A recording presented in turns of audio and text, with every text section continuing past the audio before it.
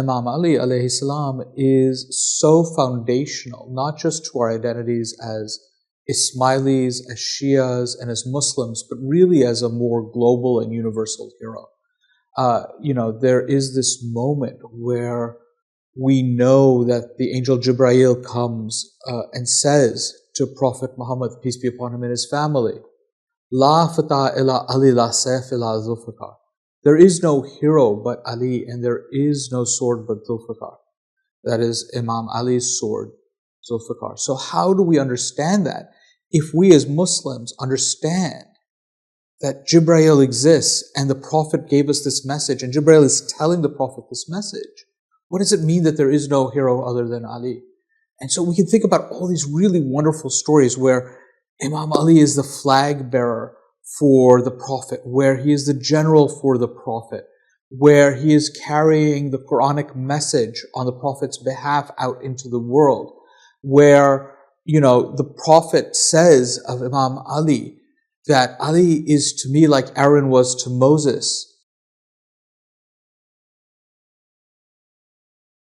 When the God tells us that God wishes nothing but to purify the family of the Prophet, we understand this special place the family of the Prophet and Imam Ali have in our worldview as Muslims, as Shia, as Ismailis, and we have to cherish that. And there are all these other histories. But, when I think about heroism, the other component of this for me is not just the physical things. It's not just the battle commander, right? Not just being the Amir al-Mu'mineen, not just being the commander of the faithful, not just being the general, not just being the flag bearer, not just being the person who carries the message out on the part of the Prophet or on behalf of the Prophet, but is also thinking about the moral guidance Imam Ali gives.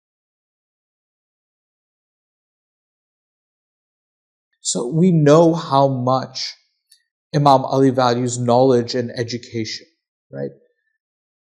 Sayings that are attributed to him include things like every container decreases when you put something in there, except the container of knowledge, which expands, right? That there's this idea of the aql, of the intellect, as being so powerful and so resonant within traditions.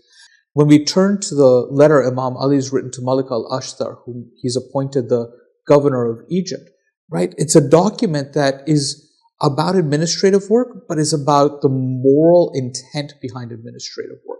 It's about, he says to Malik al-Ashtar, he says, sit with the people who don't have access to you because they're the people who need the most access to you. They're the people you need to listen to the most.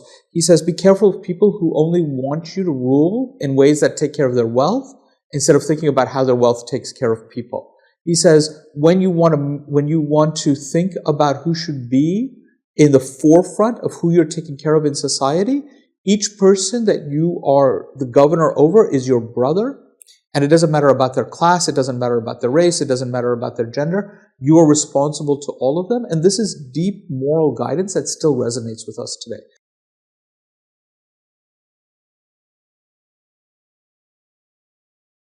So when I think about Imam Ali as this universal hero, right, of course it's told to us by God, La fata illa Ali la sayf illa Zulfikar. It's part and parcel of who we are. As beings in this world, as Muslims, to recognize the value Imam Ali brings. Now, of course, within Shi'i perspectives, we have this other value, but it's this physical power, it's this religious authority, it is his moral commands that really transcend this narrow definition of, Imam Ali is only important to this group of people or that group of people. God has told us Imam Ali is beyond that, and so it is incumbent on us to move beyond that space.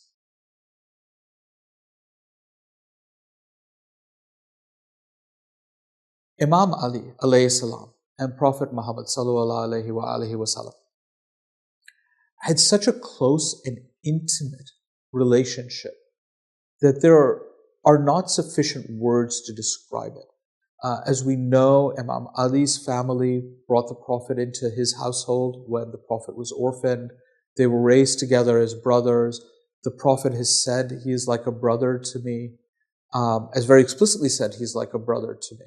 When we think about what the Prophet asked Imam Ali to do, whether it was to lead battle, to carry the message of the Quran out, to lead prayers, This is, of course, the work of a close relative, of a brother, of a close confidant, of a friend, but it's more than that. It indicates a type of intimacy and a type of expected succession as to how the community will function after the Prophet's death. That there is a sense of this transmission and continuity of tradition that's happening. So there's a real connection between these two that I think language, the words of brother, of family, of successor don't adequately capture.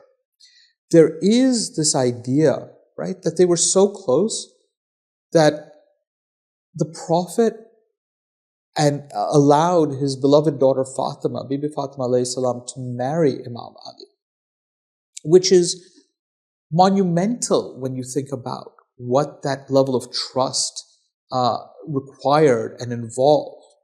And when you think that Imam Hussein alayhi salam, his favorite grandson, is a child of Imam Ali and Bibi Fatima, who's eventually martyred, Imam Hussein who's eventually martyred, but to think that that's that relationship that this whole family has. I don't think there are words for it on the physical level.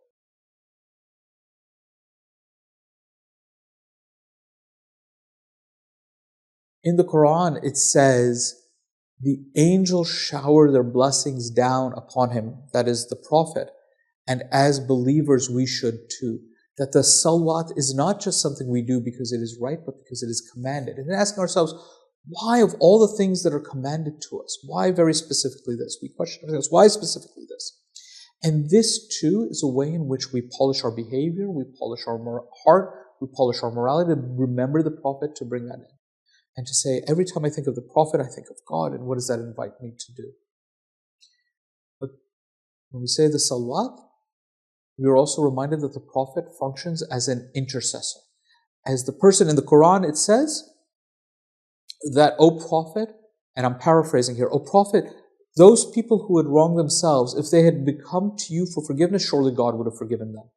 So it's not that people who've done wrong can't go to God. Absolutely, do tawbah, do repentance, turn away from the thing you've done, and go to God for that. But you can also seek an intercessor. The Quran is very explicit about intercession and how intercession functions, and the Prophet has this ability to be an intercessor, that you go to the Prophet for intercession.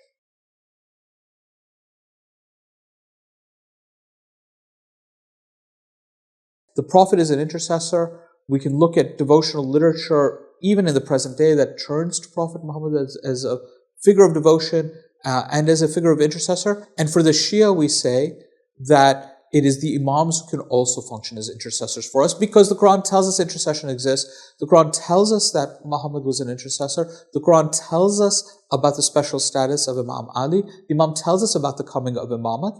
And so therefore we can assume that no, the Imam is not a replacement for prophethood, but there are certain functions that come from prophethood that continue to exist because God has told us it exists and it must exist somewhere, so it exists in the Imams. And I think that these sorts of roles of the Prophet are things that, as they continue through Imamat, again, are invitations to us to think about how we function in the world and what is the beauty we're bringing, what is the ways in which we can better ourselves and better our communities, and what are the ways in which we can deepen our own connections to creation in order to be more respectful of it and more aware of Allah in our lives.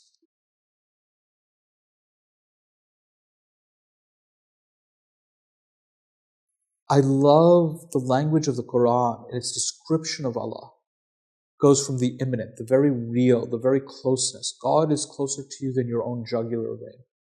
Or Ayatul Kursi, where God is described as having a throne. There's a sense of familiarity in that language, of intimacy in that language, where we say immanence, right? I can't imagine God as being so close to me as these things, yet God is that close.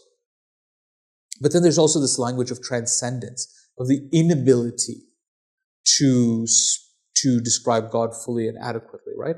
Allah nur as-samawat wal ard. God is the light of the heavens and the earth, right? What is light? Can you hold light? Can you grab light? Can you touch it? Can you taste it? Can you hear it? I mean, we say we see it, but put it in a jar, describe it for me, right? So it goes to this real immateriality, which speaks to us as believers that God is beyond our ability to describe, except in totalities. God is neither this nor that. God is both this and that.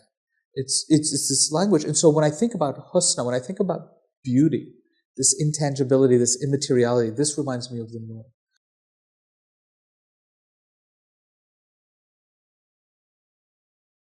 What is the moral way of being that the Prophet brought to us except a manifestation of the nur, right? And when I think about then the imams as being the mazhar of the nur, the place where the nur is zahir, where it has become evident, where it has become obvious to us, well, that too is that relationship between imam and prophet, that way in which God is choosing to reveal themselves to us in the world now. And to me, it's always a sign of God's mercy to us, that if we are willing to pay attention to the signs, that this is this revelation being made for us, and this nur that is present in the world to guide us. We're never without it. And so for me, the Prophet having this beautiful quality about him, not just physically, but in this very immaterial way, and it being related to the divine nur, of course it's going to come through the people that God and the Prophet have said, this is what our next stage of what it means to be Muslim is. And of course this is how it's going to be in the world. And to me, it's just always a reminder of the ways in which God is blessing us.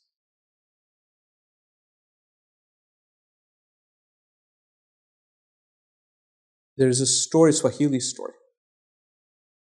Imam Ali is battling Satan. They're dueling. And Imam Ali, there's no hero besides Ali. He gets the better of shaitan. And the angel Jibreel has to come and says, do not kill shaitan, because shaitan has a purpose at the end of days. You just need to let him be. Right? But this idea that Imam Ali is this warrior who can be battling shaitan and beating shaitan, he's achieved that level, right? Is just so beautiful to me. The angel Jibreel has to come and say, no, don't do that right now. But this idea also then to us that shaitan is real, and shaitan is in the world, and shaitan has a purpose. And how are we conscious of shaitan's machinations in the world around us and towards us? But there's another story of Imam Ali that I think is a different vision of what it means for him to be Fatah, for him to be this hero. This is told in Rumi's, the great Persian poet Jalaluddin Rumi, in his Masnavi. He's battling an enemy, and he disarms his enemy. He's getting ready to slay his enemy, and his enemy spits on Imam Ali. And Imam Ali puts away Zulfikar. The enemy asks of Imam Ali, you had me defeated, you were going to kill me. Why did you put away your sword? Imam Ali says, when we were fighting one-on-one, I was fighting fi sabilillah, in the way of God. I was fighting for the sake of God. When you spat on me, I became angry, and I would have killed you for my sake, not for a just cause. And the person turns around and becomes a Muslim. This is morality. This is ethics, right? This is a different version of what it means to be Fatah. Is this idea that it's not just about physical prowess, but it's about that moral prowess. There's a story of Imam Ali alayhi salam and Bibi Fatima alayhi salam, where Bibi Fatima is feeling unwell and she asks for a pomegranate. It's towards the end of the day, and Imam Ali goes out to the market and he can only find one pomegranate. He's coming back and he sees somebody who's hungry on the way. So he gives this person the pomegranate. He goes home and he tells Bibi Fatima what happened. Bibi Fatima said, this is the right thing, right? We have the means. You were able to buy me the pomegranate. There was somebody who didn't have the means, who was hungry. This is the right thing. Then there's a knock on the door, and who is it? But it's Angel Jibreel, who's come and says, I was the hungry person you fed. Okay? And here are the pomegranates for Bibi Fatima. But for me, there are two powerful lessons in this. One, our material attachments, when we have the means, are not the things that should define us, right? This generosity of spirit. And we know that Bibi Fatima and Hazrat Ali were not wealthy in their lifetimes. They lived very simply. And so it's not like they were wealthy and well-to-do, but they had enough that they trusted in God for their risk, for their sustenance. But the other thing is that sometimes people might take the story literally, that this is actually the angel Jibreel in a different form whom Imam Ali fed. But we have to remember angel Jibreel is the messenger angel. He's the one who comes and gives messages. And so when he says, you fed me, is he saying he was the angel Jibreel who was the hungry person? Or that this hungry person is God's creation? God understood when you were feeding God's creation. God said, you fed my people. You took care of my creation. And so here's this reward. Because it's incumbent on us to recognize our relationship to creation, not as potentially God, but that we're all connected through God. So God is always in the middle. Allah is always there with us, amongst us, and there and present.